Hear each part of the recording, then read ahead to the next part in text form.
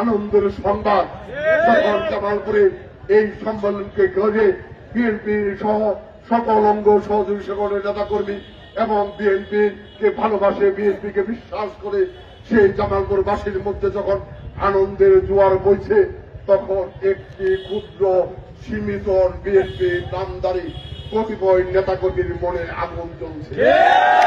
আমরা বলতে চাই, আগুন জ্বলার কোনো কারণ নাই। আসুন এই নির্বাচন, এই বিএনপির সম্মেলন অবাধ, সুষ্ঠু, নিরপেক্ষভাবে আমরা নেতৃত্ব নির্বাচন করব। যদি সাহস থাকে, যোগ্যতা থাকে, ওই ভুল পথে পরিচালিত না হয়ে বিএনপির সাথে ঐক্যবদ্ধভাবে নেতৃত্বের প্রতিযোগিতা করুন। নেতৃত্বের প্রতিযোগিতা না করে ভিন্ন পথে জামালপুরকে অশান্ত করে বিএনপির অগ্রযাত্রাকে বাধাগ্রস্ত করে যারা গণতন্ত্রের কথা বলেন, আমাদের লজ্জা হয় তাদের কথা শোনা।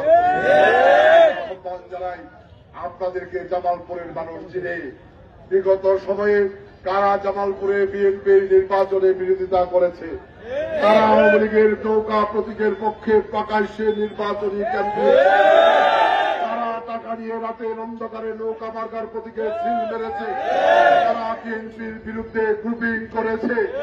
জামালপুরের মানুষ খুব ভালো করেছিল।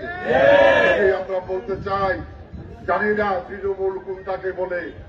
বিএনপির জেলা কমিটির নেতৃত্বে জামালপুরের 7টি উপজেলা, 8টি পৌরসভার সর্বস্তরের নেতা কর্মী জামালপুর জেলা বিএনপির নেতৃত্বে ঐক্যবদ্ধ।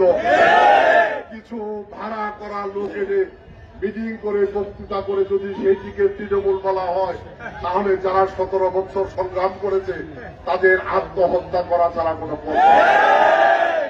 কাজে প্রিয় ভাইরা, আমরা বলতে চাই,